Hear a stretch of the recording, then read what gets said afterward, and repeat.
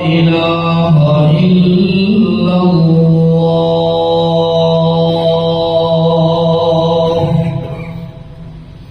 وحده لا شريك له وأشهد أن محمدا عبده ورسوله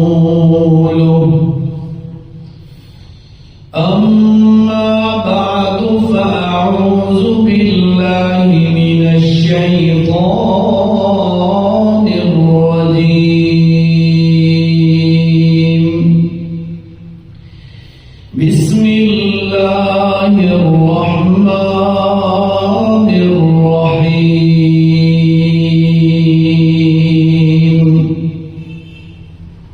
وسع كرسيه السماوات والأرض ولا يؤوده حفظهما وهو العلي العظيم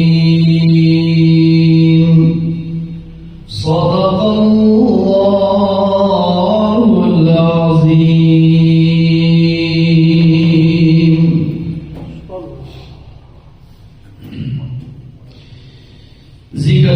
ذی بکار سامعین، آیت الکرسی کا موضوع تقریباً 2 ماہ ہونے کو ہے، الحمدللہ چل رہا ہے۔ پچھلی ملاقات میں وَلَا يُحِيطُونَ بِشَيْءٍ مِّنْ عِلْمِهِ إِلَّا بِمَا شَاءَ، اس کے بارے میں چند باتیں آپ کے گفتگو کی تھی۔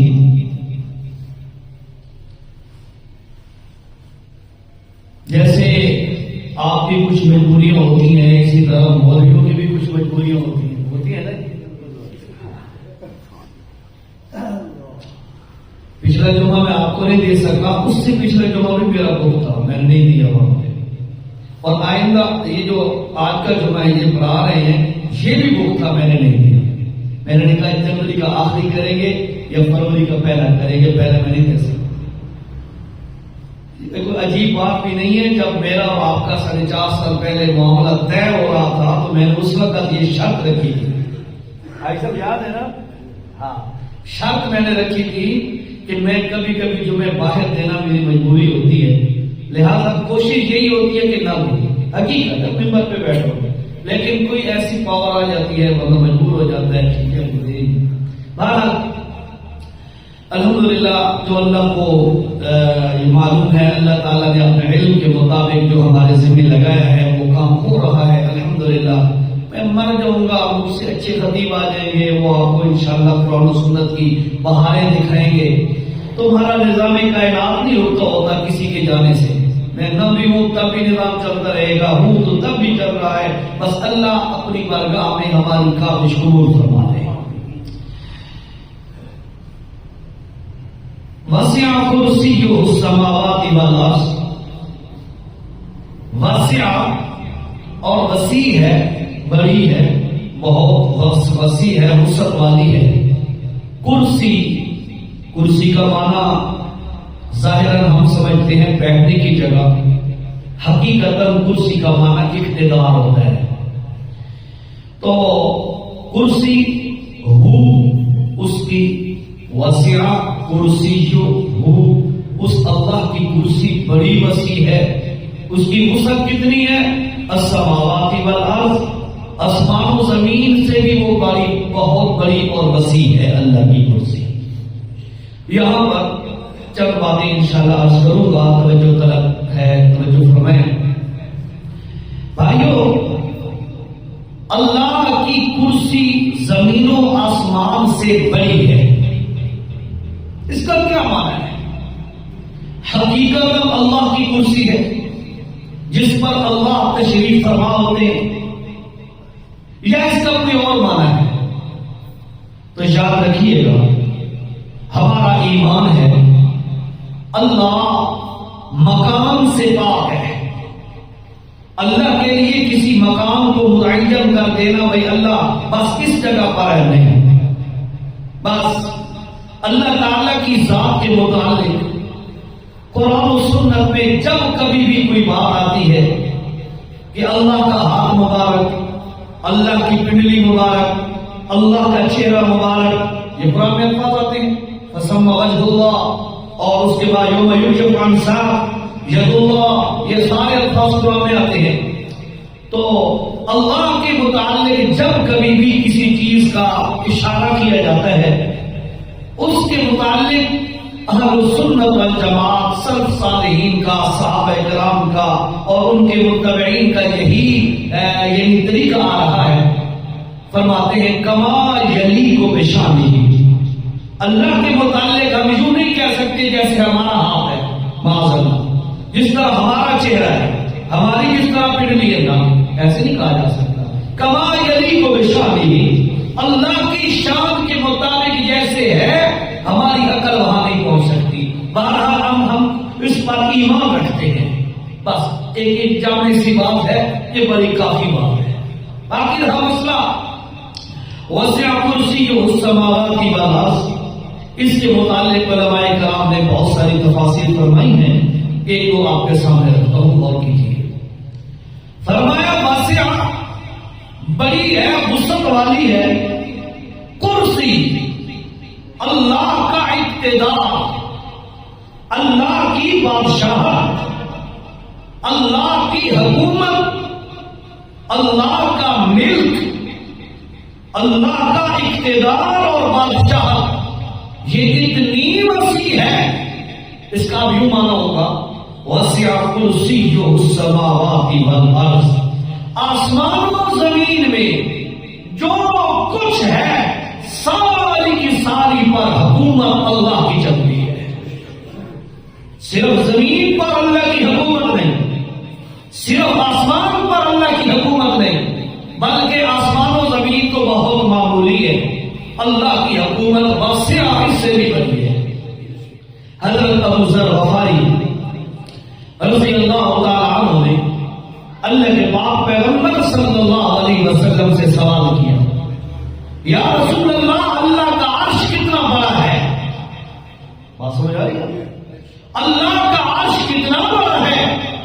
تو اللہ کے پاک پیغمبر نے ایک مثال کے ذریعے تشبیہ دے کر فرمایا، اے ابو ذر، اللہ کا عرش اتنا بڑا ہے جس طرح ایک بڑا گراؤنڈ ہو اور بڑے گراؤنڈ کے اندر ایک انگوٹھی پڑی ہو، جس طرح بڑے گراؤنڈ کے اندر ایک انگوٹھی کی کوئی حیثیت نہیں ہوتی. فرمایا اسی طرح گراؤنڈ سمجھو اللہ کا عرش ہے اور انگوٹھی پوری کائنات ہے. اب آپ خود اندازہ لگا لیں رب کتنا بڑا ہے. اللہ اکبر.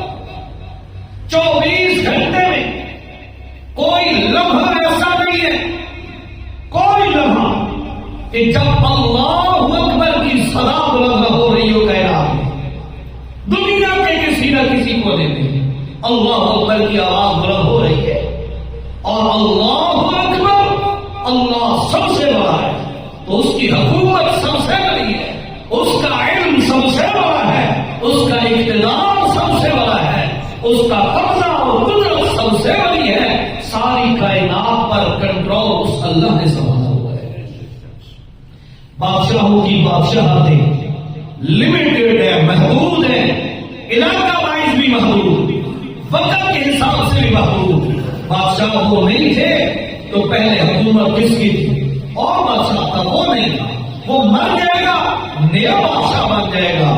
ان کی حکومت بھی محدود، وقت بھی محدود، لیکن رب العالمین خود وہ ذات ہے جو لامتناہی ہے، جس کی انتہا کوئی نہیں، لہذا اس کی حکومت کی اقتدار کی بھی انتہا کوئی نہیں. یہ مفہوم ہے وَلَا وَسِعَ كُرْسِيُّهُ السَّمَاوَاتِ وَالْأَرْضَ. ہر چیز پر اللہ کا اقتدار اور حکومت ہے. قرآن مجید میں اللہ تعالیٰ نے کیا فرمایا ہے؟ فرمایا لوگوں، اللہ کا تسلط، اللہ کا قبضہ، اللہ کی قدرت، اللہ کا علم محیط اتنا وسیع ہے اور 7ویں پارے میں اللہ نے کیا فرمایا؟ اعوذ باللہ من الشیطان الرجیم بسم اللہ الرحمن الرحیم وعنده مفاتح الغیب لا يعلمها إلا هو غیب کا علم تو بڑی دور کی بات ہے، غیب کے علم کی چابیاں بھی اللہ کے علاوہ کوئی نہیں جانتا۔ اللہ کی صفت ہے غیب کا علم تو بڑی دور کی بات ہے، اور غیب کی تعریف کئی دفعہ آپ کو بتائی ہے۔ انسان کی 5 سینسز اور حصے ہوتی ہیں، حواس خمسہ، دیکھنے کی حص، سونگنے کی حص، چکھنے کی حص، سننے کی حص، ٹچ کرنے کی حص، یہ 5 حصے اللہ نے انسان کو دی ہیں۔ جو چیز ان 5 حصوں سے دور ہو اسے کہا جاتا ہے غائب۔ جو حصوں سے دور ہو، غائب ہو، اسے غائب کہا جاتا ہے۔ اللہ فرماتے ہیں لوگوں، جہاں لوگوں کے حواس نہیں پہنچتے، نہ ان کے کان پہنچتے ہیں، نہ ان کی نظر پہنچتی ہے، نہ ان کا کوئی اور ذریعہ پہنچتا ہے، فرمایا ان ساری غیبوں کو جاننے والا اکیلا کون ہے؟ فرمایا وعنده مفاتح الغیب لا يعلمها الا هو ويعلم، اور وہ جانتا ہے ما فی البر، سمندروں، دریاؤں، ندیوں، نالیوں، جھیلوں کی گہرائیوں میں مخلوقات کتنی ہے، ان کے حالات کیا ہیں، بچے کتنے ہیں، انڈے کتنے ہیں، مادے کتنے ہیں، نر کتنے ہیں، صحیح کتنے ہیں، بیمار کتنے ہیں، پیدا کتنے ہو رہے ہیں، مر کتنے رہے ہیں، ان کی زندگیوں کتنی ہیں، ان کا رزق کتنا ہے، ان کی آگے نسلیں کتنی ہیں، ان کا نسل کتنی چلے گی۔ فرمایا یعلم ما فی البر والبحر، اور لوگوں بر اور بحر، خشکی اور تری کی تمام کی تمام مخلوقات کو جاننے والا بھی اللہ ہے۔ فرمایا لوگوں وعنده مفاتح الغیب لا يعلمها الا هو ويعلم ما فی البر، خشکی میں خشکی کے حالات کو، خشکی کی مخلوقات کو ساری کو جاننے والا اللہ ہے، والبحر، اور سمندری اور پانی کی مخلوقات کو جاننے والا بھی اللہ ہے۔ سبحان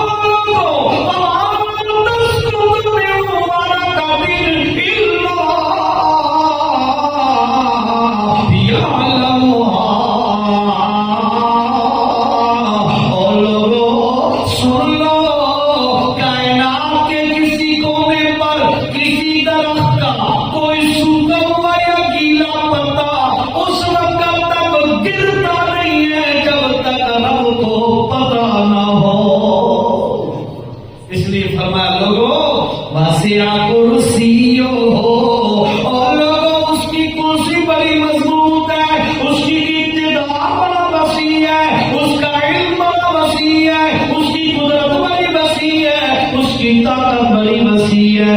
فرمایا کتنی وسیع ہے؟ السماوات، آسمان ساتوں بڑے، ان سے بھی بڑی ہے، والارض، ساتوں زمینیں ہو جائے، ان سے بھی اللہ کا اقتدار بڑا ہے۔ اچھا سوال پیدا ہوا،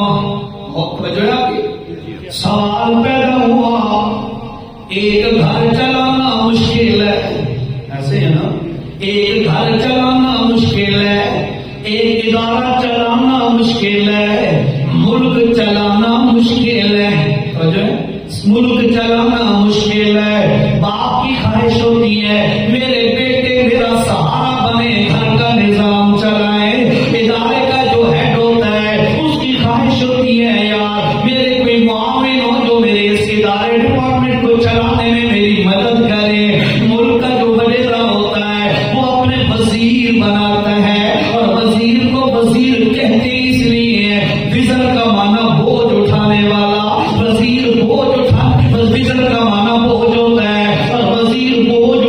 والے کو کہتے ہیں، یعنی وہ بندے جو حکومت کے بوجھ کو اٹھانے میں گورنمنٹ کے وڈیرے کا ساتھ دیں، اسے وزیر کہتے ہیں، ان کو وزیروں کی ضرورت ہوتی ہے۔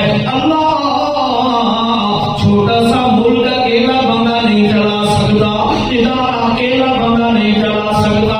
تیری جو اتنی بڑی حکومت ہے، آسمانوں سے بھی بڑی ہے، زمینوں سے بھی بڑی ہے، تم تھک بھی جاتا ہوگا، تو آرام کی ضرورت بھی تمہیں ہوتی ہوگی، اللہ تو تھکتا بھی ہوگا، ریسٹ بھی تو چاہیے نا۔ جو بھی بندہ وہاں ہوتا ہے اس کی ذمہ داریاں بڑی ہوتی ہیں، اس کو تھکان ہوتی ہے، اللہ تو تھک بھی جاتا ہوگا۔ اللہ فرماتے ہیں وَلَا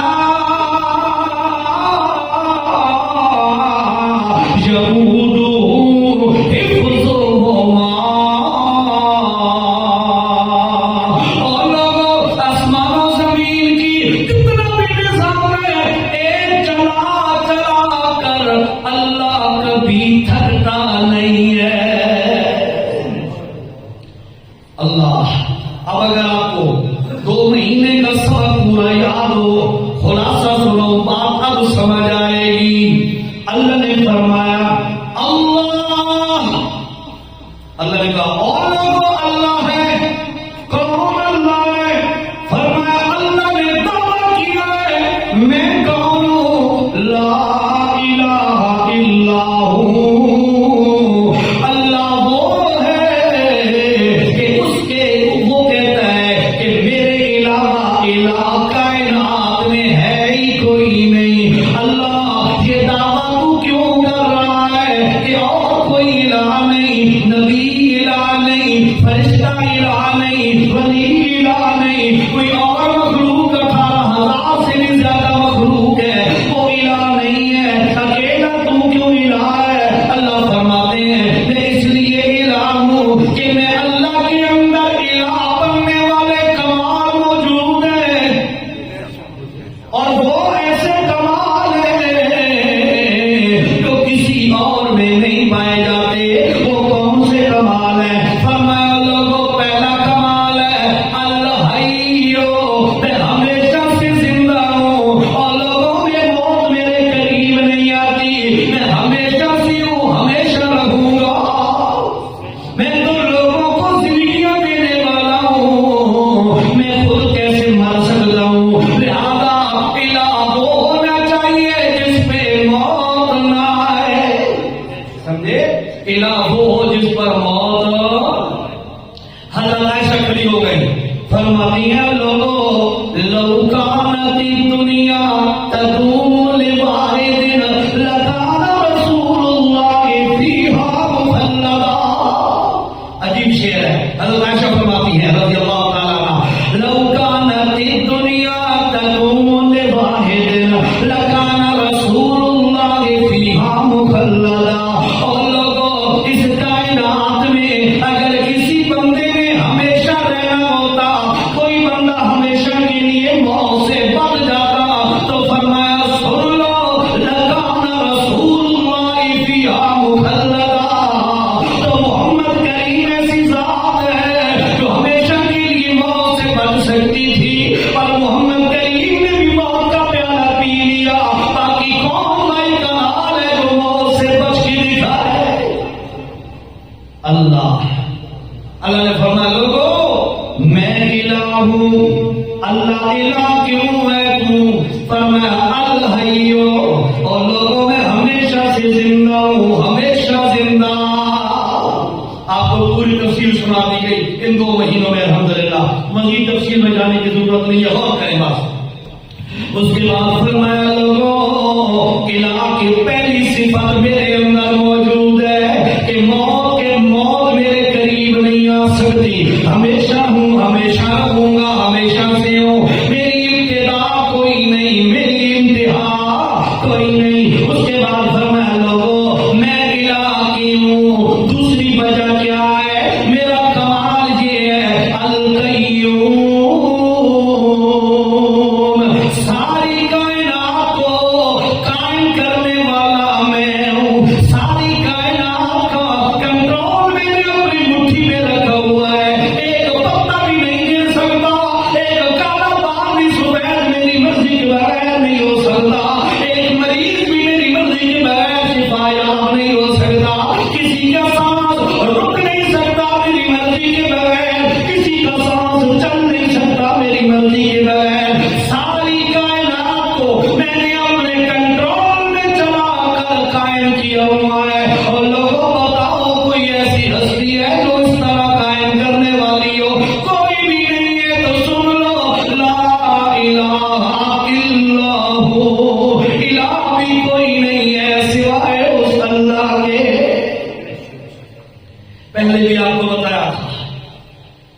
لگاتے ہیں مہندی، بھائی بال کالے ہو جا ہے، 15 دن بعد پھر وہی سفید، پھر بھاگتے ہیں۔ پوری دنیا کی حکیم اطباء، پوری دنیا کی سائنس ٹیکنالوجی، پوری دنیا کے ڈاکٹر، بڑے بڑے انجینئر، پروفیسر، ڈاکٹر جمع ہو جائیں اور یہ کوئی علاج ڈگنوز کریں، کلیئر کریں، ثابت کریں، دریافت کریں کہ جناب فلاں میڈیسن لے لو تو بال کبھی سفید نہیں ہوں گے۔ اللہ فرماتے ہیں نانا، کسی میں ضرورت ہی نہیں ہے، میں اللہ نے اپنی کائنات کا نظام اپنے ہاتھ میں رکھا ہوا ہے، میری مرضی ہے اس عمر کے بعد بال سفید ہونا شروع ہو جائیں گے، تم زور لگاؤ، ہیئر کلر لگاؤ، مہندیاں لگاؤ، لیکن میں اللہ کا قانون تم توڑ سکتے نہیں ہو۔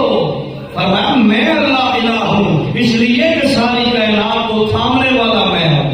اس کے بعد فرمایا لوگوں لا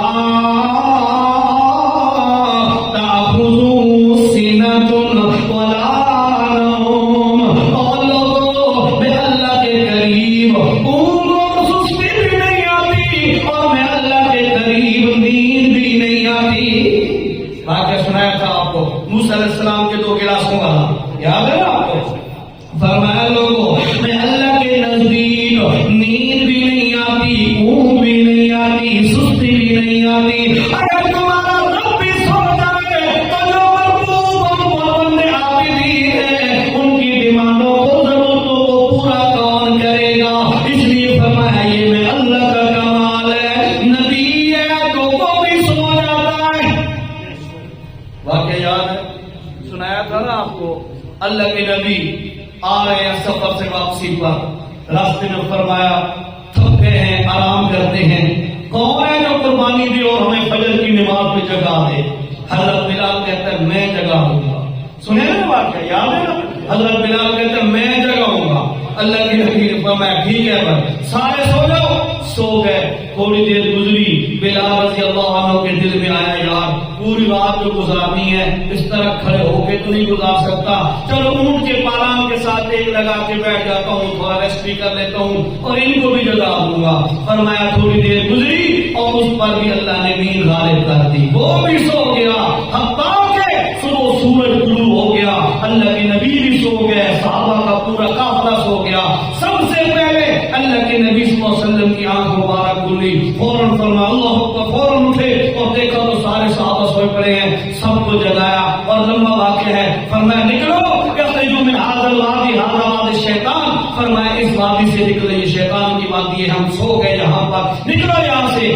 نبی بھی سونے پر مجبور ہے، نبی کو بھی نیند کی ضرورت ہے، لیکن رب العالمین نیند سے پاک ہے۔ فرمایا لا تأخذہ سنۃ ولا نوم۔ آگے دیکھیں لہ ما فی السماوات و ما فی الارض، آسمان و زمین میں جو کچھ بھی ہے سب کا حقیقی مالک کون ہے؟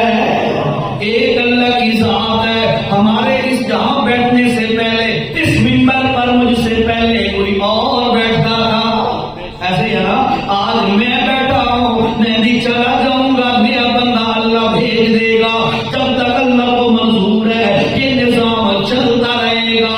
عارضی ملکیت، عارضی کپڑے، عارضی سواریاں، عارضی گھر، عارضی ملکیتیں اللہ نے دی ہیں، حقیقی مالک ساری کائنات کا کون ہے؟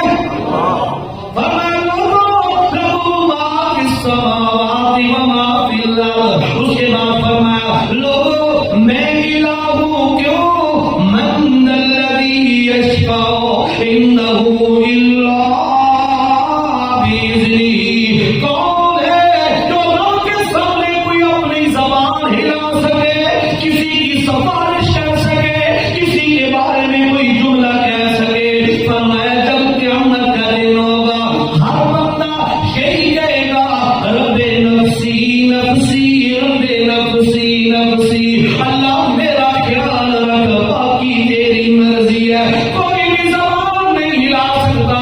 اللہ فرماتے ہیں اللہ بإذنہ، جس کو اللہ اجازت دے وہی سفارش کرے گا۔ شفاعت کا مسئلہ میں نے تفصیلی آپ کو سمجھایا تھا، یاد ہے؟ تین شرطیں ہیں، تین شرطیں سفارش اور شفاعت کے لیے تین شرطیں ہیں۔ نمبر ایک، کیونکہ ساتھی نئے بیٹھے ہیں اس لیے میں اس کو خلاصتاً دوہرا رہا ہوں تاکہ ان کے بھی ذہن میں آ جائے، آپ سنیں دوبارہ، آپ کو یہ دوبارہ ریپیٹ ہو جائے گا۔ شفاعت کے لیے تین شرطیں ہیں۔ جس بندے کی سفارش کی جانی ہے اس بندے کا موحد مسلمان ہونا ضروری ہے۔ کافر مشرک کے لیے شفاعت کا کوئی آپشن نہیں ہوگا، مسلمان گناہگار کے لیے سفارش کا آپشن ہوگا۔ تو پہلی شرط یہ ہے کہ جس کی سفارش کی جانی ہے اس کا مسلمان ہونا ضروری ہے۔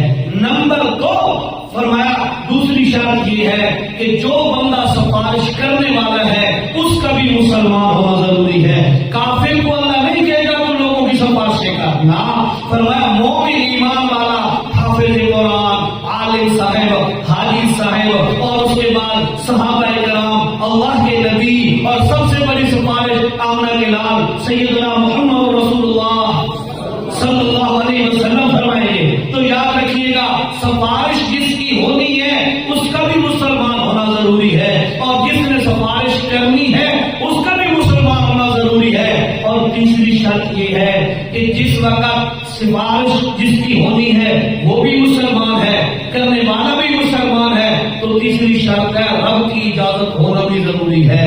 یہ نہیں جو مرضی ہے شروع ہو جائے اللہ میرے فلاں کو معاف کر دے فلاں کو بنا، فرمایا من ذا الذی یشفع عندہ، رب کے سامنے کون ہے جو سفارش کر سکے؟ ہاں وہی کرے گا الا باذنہ، اس رب کی اذن اور اجازت کے ساتھ کرے گا۔ تین شرطیں سمجھ آ گئی آپ کو؟ جس کی سفارش ہونی ہے اس کا مسلمان ہونا ضروری ہے، جس نے کرنی ہے اس کا بھی مسلمان ہونا ضروری ہے، اور تیسری چیز اللہ کا اذن اور اللہ کی اجازت ہونا بھی ضروری ہے۔